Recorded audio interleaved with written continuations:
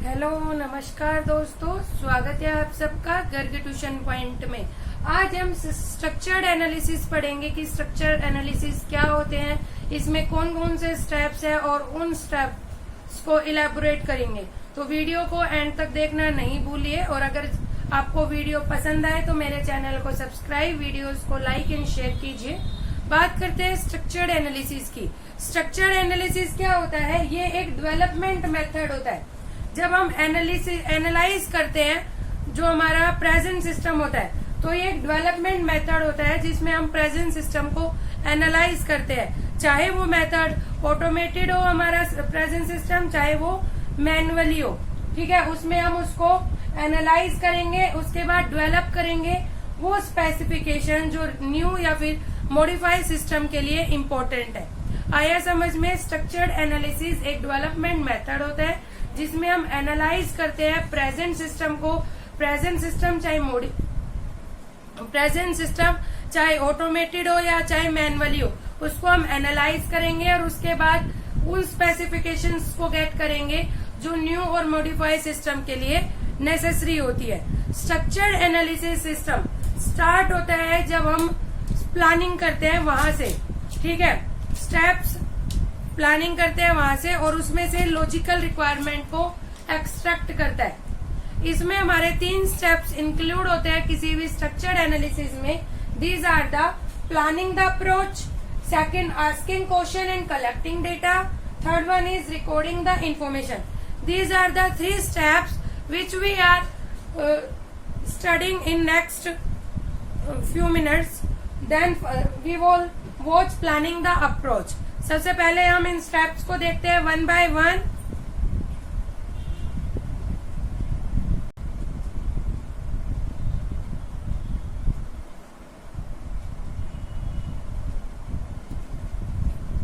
अब बात करते हैं हम स्टेप्स की। सिस्टम एनालिसिस में जो जो स्टेप्स हमारे यूज होने वाले हैं, तो फर्स्ट स्टेप है हमारा planning the approach. Planning the approach में हम प्लानिंग करते हैं कि किस तरह से हमें वर्क करना है। सिस्टम एनालिसिस्ट प्लानिंग करता है कि क्या क्या चीजों की रिक्वायरमेंट होगी, तो इस प्लानिंग को वो 4 पार्ट्स में डिवाइड करता है।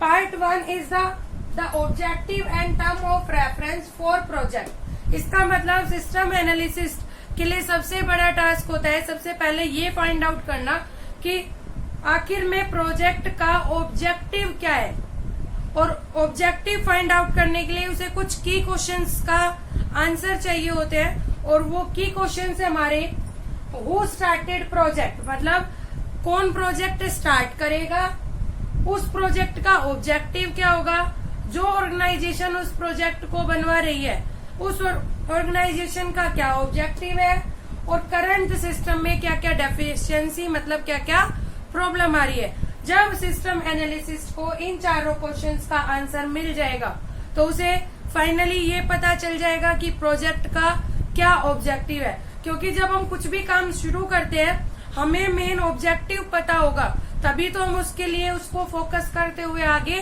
काम कर सकते हैं। तो प्लानिंग द अप्रोच का फर्स्ट स्टेप है फाइंड आउट द ऑब्जेक्टिव।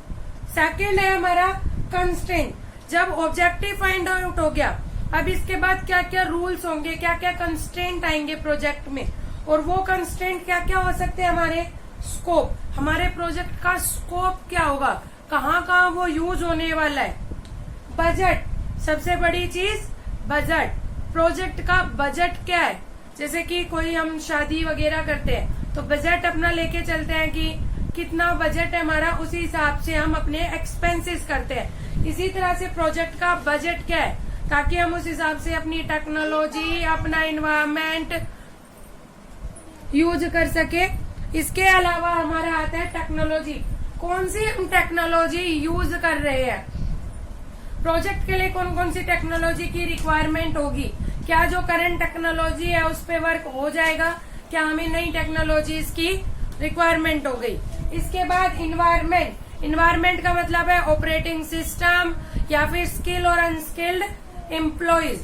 किस इन्वायरमेंट में हमारा प्रोजेक्ट वर्क करेगा, किस तरह के एम्प्लॉयज की हमें, क्या अनस्किल्ड एम्प्लॉय से काम चल जाएगा या हमें एम्प्लॉयज को ट्रेनिंग देनी होगी। इसके अलावा टाइम स्केल, बड़ा इशू टाइम का, हमें प्रोजेक्ट कितनी लिमिट में सबमिट करना है, टाइम स्केल क्या है, टाइम लिमिट क्या है, ठीक है। These are the constraint for the project. Next, preparing for detailed analysis. इसके बाद अब सिस्टम एनालिसिस प्रिपेयर करेगा एक डिटेल्ड एनालिसिस रिपोर्ट को, जिसके अंदर वो मेजर एरियाज लिखेगा कि मेजर एरियाज क्या क्या है प्रोजेक्ट के, कहाँ कहाँ मेन फोकस करना है। उसके अलावा प्रोजेक्ट की फ्यूचर ग्रोथ क्या है, अगर मान लीजिए फ्यूचर में मुझे उसे बढ़ाना पड़ा, उसमें कुछ चेंजेस करने पड़े, तो फ्यूचर ग्रोथ प्लान्स क्या है, उसके प्रोसीजर क्या है, गाइडलाइंस क्या फॉलो कर रहे हैं हम प्रोजेक्ट के लिए। इसके बाद आता है fourth, feasibility study.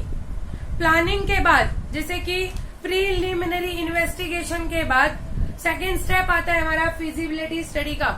Feasibility study में हम ये देखते हैं, इसका मतलब होता है, फिजिबिलिटी का मतलब जिस प्रोजेक्ट को हम लेके चल रहे हैं वो प्रोजेक्ट फिजिबल है या नहीं। फिजिबल का मतलब वो रियल में बन भी सकता है या सिर्फ हम ख्याली पुलाव बना रहे हैं, ठीक है। तो इसमें हम ये सारी चीजें फाइंड आउट करते हैं। तो सबसे पहले इसमें हम 3 चीजें लेके चलते हैं हम सिस्टम एनालिसिस के फिजिबिलिटी स्टडी में। टेक्निकल किस रिक्वायरमेंट होगी, कौन कौन सी टेक्नोलॉजीज की जरूरत होगी, करंट सिस्टम में कौन सी टेक्नोलॉजी यूज हो रही है, क्या जो करंट सिस्टम में टेक्नोलॉजी यूज हो रही है वो न्यू सिस्टम के लिए सफिशिएंट है, अगर सफिशिएंट नहीं है तो कौन सी नई टेक्नोलॉजी का यूज होगा, क्या नई टेक्नोलॉजीज एम्प्लॉयज इजिली कैच कर पाएंगे, नहीं करेंगे तो उन्हें ट्रेनिंग कैसे प्रोवाइड करनी है।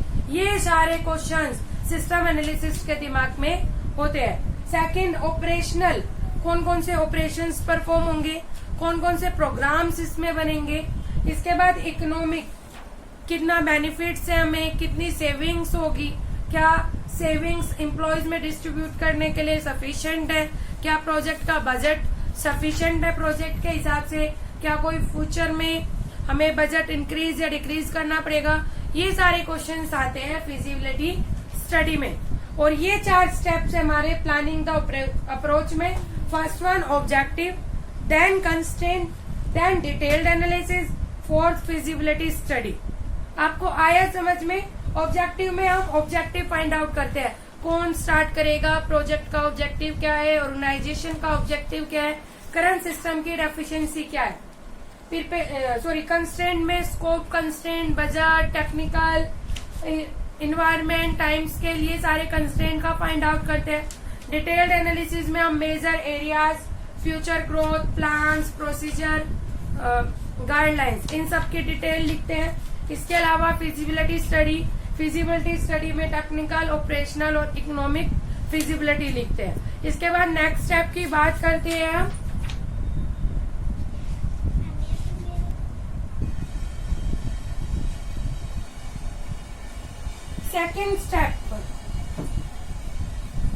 सेकेंड स्टेप है हमारा asking questions and collecting data. System analysis को कोई भी प्रोजेक्ट सक्सेसफुल बनाने के लिए उसे बहुत सारी चीजों की रिक्वायरमेंट होती है। उसे ये जानना जरूरी होता है कि क्या गोल्स हैं उसके, किसी भी प्रोजेक्ट के, किसी भी ऑर्गेनाइजेशन के प्रोजेक्ट के क्या गोल है, ये सारी चीजें उसको चाहिए होती है। तो क्या क्या चीजों की रिक्वायरमेंट होती है उसे पता, इन 3 चीजों का उसे पता होना चाहिए। ऑर्गेनाइजेशन की पॉलिसीज क्या है, किसी भी ऑर्गेनाइजेशन का हम प्रोजेक्ट बना रहे हैं उसके गोल क्या है, उसका ऑब्जेक्टिव क्या है और उसका ऑर्गेनाइजेशन स्ट्रक्चर क्या है। अपने प्रोजेक्ट को सक्सेसफुल बनाने के लिए सिस्टम एनालिसिस को इन 3 चीजों के बारे में पता होना चाहिए। और वो 3 है हमारी ऑर्गेनाइजेशन की पॉलिसी, ऑर्गेनाइजेशन के गोल, ऑर्गेनाइजेशन के ऑब्जेक्टिव, ऑर्गेनाइजेशन का स्ट्रक्चर। इसके बाद यूजर स्टाफ, जो एग्जिस्ट यूजर है ऑर्गेनाइजेशन में, जो उस प्रोजेक्ट पे वर्क करने वाले हैं, उनके बीच में इंटरपर्सनल रिलेशनशिप कैसा है, अथॉरिटी रिलेशनशिप कैसी है, जॉब फंक्शंस क्या है, इंफॉर्मेशन रिक्वायरमेंट्स क्या क्या है। ये सारी चीजें हम सिस्टम एनालिस्ट को पता होनी चाहिए कि जिस कंपनी का वो प्रोजेक्ट बना रहे हैं वहाँ के जो स्टाफ है उनकी ये सारी चीजें क्या क्या है। इसके अलावा वहाँ का वर्क फ्लो, वहाँ के मेथड्स और प्रोसीजर क्या है वर्क करने के, वहाँ का वर्क शेड्यूल क्या है। अब क्वेश्चन ये राइज करता है कि सिस्टम एनालिसिस्ट को क्या मतलब है इस चीजों से? जब सिस्टम एनालिसिस को ये चीजें पता होंगी, ये सारे क्वेश्चंस पता होगा, तो वो बहुत इजीली अपने प्रोजेक्ट को प्लान कर सकता है वहाँ के ऑर्गेनाइजेशन के अकॉर्डिंग, वहाँ के यूजर स्टाफ के अकॉर्डिंग। अब क्वेश्चन ये अराइज होता है, ये सारी चीजें पता तो होनी चाहिए, मगर पता कैसे चलेंगी, किस तरह से सिस्टम एनालिसिस कलेक्ट करेगा? तो ये देखते हैं किस तरह से सिस्टम एनालिसिस कलेक्ट करेगा ये इंफॉर्मेशंस। हमारा कलेक्ट कैसे करेंगे डेटा? सिस्टम एनालिसिस को जब फाइंड आउट करना हो डेफिशिएंसी क्या है करंट सिस्टम में, न्यू सिस्टम के लिए क्या क्या मॉडिफिकेशंस की जरूरत है, तो उसके लिए डेटा कलेक्ट करने की जरूरत पड़ती है। और डेटा को कलेक्ट करते हैं हम, फर्स्ट वन इज इंटरव्यू के थ्रू। इंटरव्यू सबसे अच्छा मेथड होता है कोई भी डेटा कलेक्ट करने का। इसमें फेस टू फेस बातचीत होती है, जिससे हमें कोई भी क्वेरी हो हम सामने वाले से पूछ सकते हैं, उसके फेस एक्सप्रेशन से पता कर सकते हैं कि उसके दिमाग में क्या चल रहा है। लेकिन इसके लिए सिस्टम एनालिसिस को भी सिस्टम एनालिसिस की कैचिंग पावर भी अच्छी होनी चाहिए। वो फेस रीडिंग जानता हो, वो फेस एक्सप्रेशंस को समझ पाता हो। ठीक है, तो इंटरव्यू फेस टू फेस किसी पर्सन से बातचीत करना, उसे क्वेश्चन करना, ये इंटरव्यू कहलाता है। इसमें आप फेस एक्सप्रेशन के थ्रू उसके बातचीत के तरीके से फाइंड आउट कर सकते हो कि क्या प्रॉब्लम है और क्या नहीं। सेकंड वे हमारा क्वेश्चनरी। क्वेश्चनरी भी एक इम्पोर्टेंट मेथड होता है डेटा को कलेक्ट करने का। इसके अंदर आप एक डॉक्यूमेंट तैयार कर लेते हो और उसमें आपके दिमाग में जितने क्वेश्चंस है वो सारे लिख देते हो और ये डिस्ट्रीब्यूट कर देते हो जिन जिन पर्सन से आप क्वेश्चंस करना चाहते हो उनसे। और अब जो वो आंसर लिखते हैं आप उनके अकॉर्डिंग ये स्पेसिफाई कर सकते हो कि कहाँ प्रॉब्लम है न्यू करंट सिस्टम में और क्या न्यू सिस्टम में मॉडिफिकेशन की जरूरत है। लेकिन इसकी एक डिसएडवांटेज है, जब आप एक डॉक्यूमेंट पे लिखते हो तो आप अपने विचार को मॉडिफाई कर सकते हो सिचुएशन के अकॉर्डिंग। इससे आपको करंट सिचुएशन नहीं पता चलती, सच्चाई नहीं पता चलती। ठीक है, इसके बाद थर्ड है on site observation.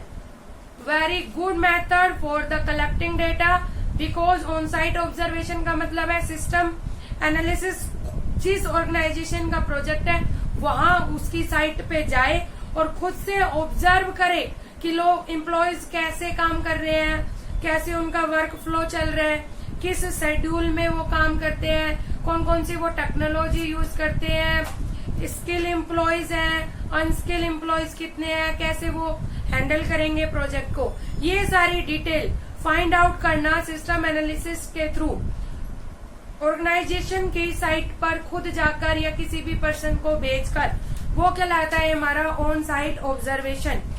Fourth and last record review.